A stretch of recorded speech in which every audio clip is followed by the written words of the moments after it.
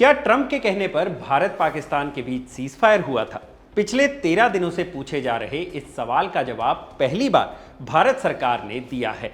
क्या कहा है बताएंगे आपको खबरगांव समाचार के इस एपिसोड में। साथ ही ये भी बताएंगे कि राहुल गांधी विदेश मंत्री जयशंकर के लिए जे संबोधन का इस्तेमाल क्यों कर रहे हैं। भारत की कार्रवाई से बौखलाए पाकिस्तानी सेना के अधिकारी आतंकी हाफिज सईद की भाषा क्यों बोल रहे हैं।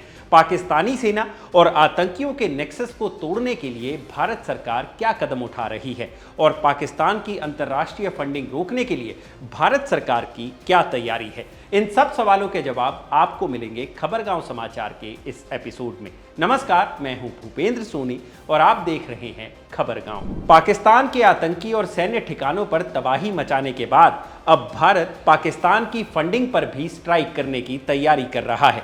बीते दिन यानी 22 मई को प्रधानमंत्री नरेंद्र मोदी ने साफ कहा था कि अब हर आतंकी हमले की कीमत आतंकियों के साथ साथ पाकिस्तान की सेना और उसकी अर्थव्यवस्था चुकाएगी। अब भारत ने दो टूक साफ कर दिया है। हर आतंकी हमले की पाकिस्तान को भारी कीमत चुकानी पड़ेगी और ये कीमत पाकिस्तान की सेना चुकाएगी, पाकिस्तान की अर्थव्यवस्था चुकाएगी। ऑपरेशन सिंदूर के तहत पीओके और पाकिस्तान में मौजूद आतंकी ठिकानों को तबाह करने के बाद जब पाकिस्तान ने भारत के सैन्य ठिकानों और रिहायशी इलाकों को निशाना बनाने की कोशिश की तो भारत ने भी पलटवार किया और पाकिस्तान के एयरबेस और मिलिट्री बेसिस पर मिसाइल बरसाए, जिसमें पाकिस्तानी सेना को भारी नुकसान हुआ। अब भारत सरकार ने पाकिस्तान की अंतर्राष्ट्रीय फंडिंग के खिलाफ भी मोर्चा खोल दिया है ताकि अंतर्राष्ट्रीय संस्थाओं से पाकिस्तान को मिलने वाली फंडिंग पर भी शिकंजा कसा जा सके। इंडियन एक्सप्रेस में छपी रिपोर्ट के मुताबिक भारत वर्ल्ड बैंक के सामने पाकिस्तान के टेरर फंडिंग मामलों को उठाएगा ताकि उसे ग्लोबल मनी लॉन्ड्रिंग और टेरर फंडिंग की निगरानी करने वाली संस्था फाइनेंशियल एक्शन टास्क फोर्स की ग्रे लिस्ट में वापस डाला जा सके। सरकारी सोर्सेज के हवाले से छपी रिपोर्ट के मुताबिक भारत खास तौर पर उन कानूनी प्रावधानों का पालन पाकिस्तान द्वारा ना किए जाने की ओर ध्यान दिलाएगा जिसका वादा पाकिस्तान ने ग्रे लिस्ट से बाहर आने पर किया था। इसके लिए भारत एक डोजियर तैयार कर रहा है जिसे FATF की जून में संभावित अगली बैठक में पेश किया जाएगा। इंडिया टुडे की रिपोर्ट के मुताबिक भारत जून में पाकिस्तान को वर्ल्ड बैंक से मिलने वाले $20 बिलियन के पैकेज पर भी पुनर्विचार की अपील करेगा और मांग करेगा कि पाकिस्तान को फिर से FATF की ग्रे लिस्ट में डाला जाए, क्योंकि पाकिस्तान की सेना और सरकार आतंकियों की मदद किस तरह से कर रही है वो किसी से छिपी बात नहीं है। एक लंबा चौड़ा इतिहास रहा है। बीते दिनों पूरी दुनिया ने देखा कि किस बेशर्मी के साथ पाकिस्तान के मंत्रियों ने माना कि उन्होंने आतंकियों को पाल पोस कर तैयार किया, उन्हें संसाधन मुहैया करवाए, हथियार दिए, ट्रेनिंग दी और फिर बहावलपुर और मुरीदके में मारे गए लश्कर और जैश के आतंकियों के साथ पाकिस्तानी सेना के अधिकारी खड़े नजर आए। वो तस्वीर पूरी दुनिया ने देखी जिसमें आतंकियों के जनाजे में पाकिस्तानी सेना के अफसर शामिल नजर आ रहे थे। भारत ने इस पर कड़ी आपत्ति जताई थी और आतंकियों को सरकारी सम्मान के साथ दफनाए जाने पर सवाल उठाए थे। इन तस्वीरों ने आतंकियों और पाकिस्तानी सेना के गठजोड़ का पर्दाफाश किया था। इतना ही नहीं, बहावलपुर में भारत ने जैश की आतंक की फैक्ट्री तबाह कर दी तो पाकिस्तान सरकार ने भारत के दुश्मन नंबर 1 और कुख्यात आतंकी मसूद अजहर को करोड़ों का मुआवजा देने का ऐलान कर दिया। वो पाकिस्तान जिसकी खुद की अर्थव्यवस्था खस्ता हाल है, घूम घूम कर दूसरे देशों से और अंतर्राष्ट्रीय संस्थाओं से फंडिंग की गुहार लगा रहा है, वो आतंकियों के खिलाफ कार्रवाई की बात तो दूर उनके राहत और पुनर्वास का इंतजाम कर रहा है। भारत ने इस पर भी कड़ी आपत्ति जताई थी और पूरी दुनिया को आगाह किया था। रक्षा मंत्री राजनाथ सिंह ने IMF और अन्य अंतर्राष्ट्रीय संस्थाओं को चेतावनी देते हुए कहा था कि पाकिस्तान को फंडिंग देने का मतलब है आतंकियों को फंडिंग करना, यानी जो पाकिस्तान को फंड दे रहा है वो आतंकियों को ही फंड दे रहा है। लेकिन निश्चित रूप से इंटरनेशनल मॉनेटरी फंड से आने वाले $1 बिलियन के बड़े हिस्से को टेरर इंफ्रास्ट्रक्चर को फंड करने में इस्तेमाल होगा, ऐसा मेरा मानना है। क्या यह इंटरनेशनल मॉनेटरी फंड IMF द्वारा, जो कि एक इंटरनेशनल ऑर्गेनाइजेशन है, उसके द्वारा इनडायरेक्ट फंडिंग इसे नहीं माना जाएगा? मैं दुनिया के लोगों के सामने यह सवाल रखना चाहता हूं। इसलिए मैं मानता हूं कि आज के समय में पाकिस्तान को किसी भी तरह की आर्थिक सहायता टेरर फंडिंग से कम नहीं है।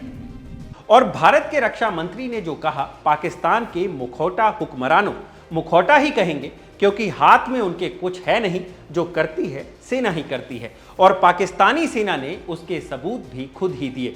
अब पाकिस्तानी सेना के प्रवक्ता DGISPR अहमद शरीफ चौधरी की इस धमकी को सुनिए। तुम हमारा पानी बंद कर दोगे, हम तुम्हारा सांस बंद कर देंगे। आपने पाकिस्तानी सेना के प्रवक्ता का हाल ही में आया बयान सुना। अब लश्कर सरगना और कुख्यात आतंकी हाफिज सईद का यह पुराना बयान भी सुनिए।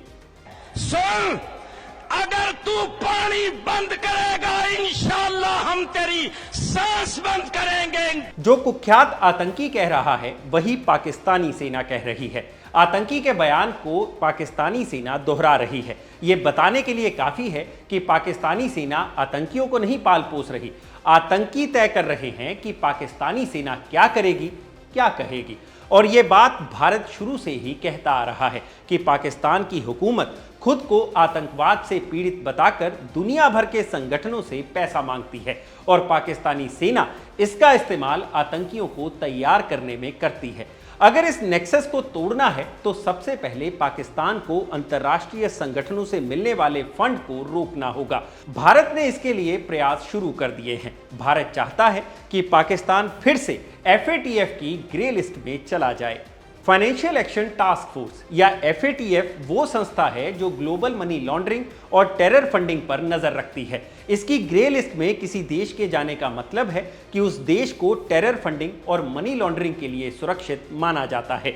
माना जाता है कि उस देश में मनी लॉन्ड्रिंग और टेरर फंडिंग रोकने के लिए जो नियम हैं उनमें कमियां हैं, इसलिए उसको मिलने वाली फंडिंग पर रोक लगाई जाती है, कड़े प्रतिबंध लगाए जाते हैं। अगर इन प्रतिबंधों के बावजूद संबंधित देश सुधार नहीं करता है तो फिर उसे ब्लैक लिस्ट कर दिया जाता है, लेकिन अगर सुधार दिखाई देता है तो ग्रे लिस्ट से बाहर भी कर दिया जाता है। 2022 में पाकिस्तान FATF की ग्रे लिस्ट से बाहर हो गया था। तब उसने आतंकियों के खिलाफ प्रभावी कार्रवाई की बात कही थी। कार्रवाई क्या की है ये दुनिया के सामने है। आतंकी ना केवल खुले घूम रहे हैं बल्कि उन्हें सेना और सत्ता का पूरा संरक्षण है, और इसे एक्सपोज करने की तैयारी भारत ने शुरू कर दी है। बढ़ते हैं अब अगली खबर की तरफ। भारत ने अमेरिकी राष्ट्रपति डोनाल्ड ट्रंप के उन तमाम दावों को खारिज कर दिया है जिसमें वो घूम घूम कर ये दावा कर रहे थे कि उन्होंने भारत पाकिस्तान के बीच सीज फायर करवाया है। यह पहली बार है जब भारत ने ट्रंप के दावे को खारिज किया है, क्योंकि सीज फायर से लेकर अब तक ना तो भारत ने इसे स्वीकार किया था और ना ही खारिज किया था। आपको बता दें कि दोनों देशों की ओर से सीज फायर के ऐलान से पहले ही ट्रंप ने सीज फायर का ऐलान कर दिया था। इस पर काफी विवाद भी हुआ। भारत में विपक्षी दलों ने इस पर आपत्ति जताई। कांग्रेस पार्टी ने लगातार मोदी सरकार से सवाल पूछा कि आखिर दो देशों के बीच तीसरा देश कैसे हस्तक्षेप कर सकता है, ट्रंप कैसे सीज फायर का ऐलान कर सकते हैं।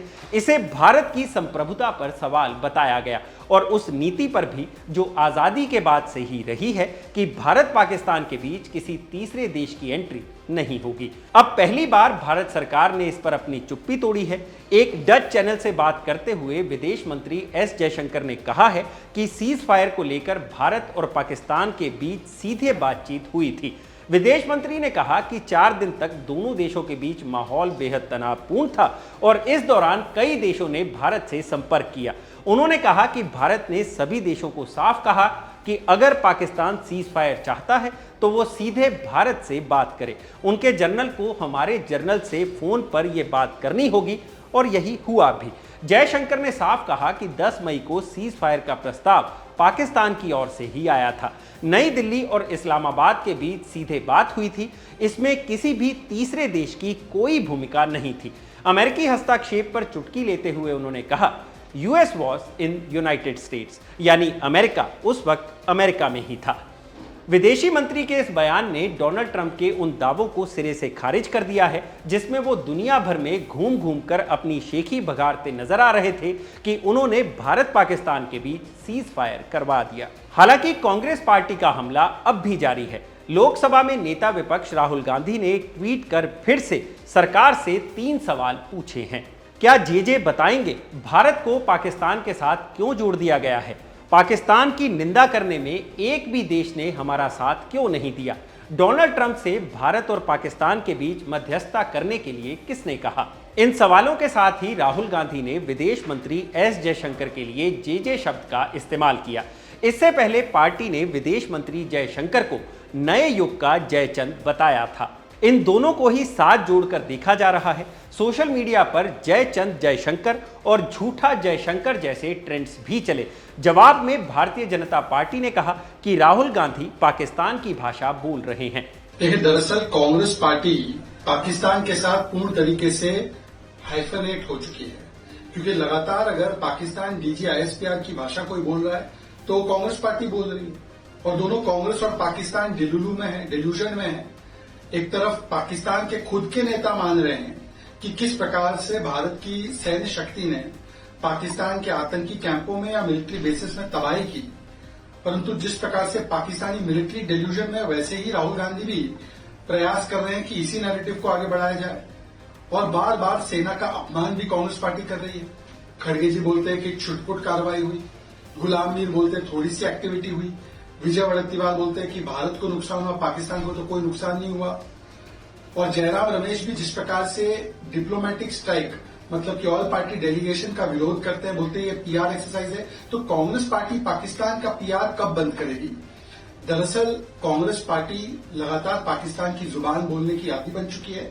ऑपरेशन सिंदूर के दौरान राजनीतिक दलों की ओर से जो एकजुटता दिखाई गई थी वो अब बीते दौर की बात हो चुकी है। आरोप प्रत्यारोप का दौर फिर से शुरू हो चुका है। दोनों ओर से किए जा रहे दावों और लगाए जा रहे आरोपों पर आपकी क्या राय है, हमें कमेंट बॉक्स में जरूर बताएं। बाकी ऐसी ही और खबरों के लिए बने रहिए खबरगांव के साथ। खबरगांव का ये एपिसोड लिखा है मेरे साथी गौरव श्यामा पांडे ने, और इसे कैमरा के पीछे रिकॉर्ड किया मेरे साथी निवेदिता ने, और इसे एडिट करके आप तक पहुंचाएंगे मेरे साथी आकाश। आप देख रहे हैं खबरगांव। शुक्रिया।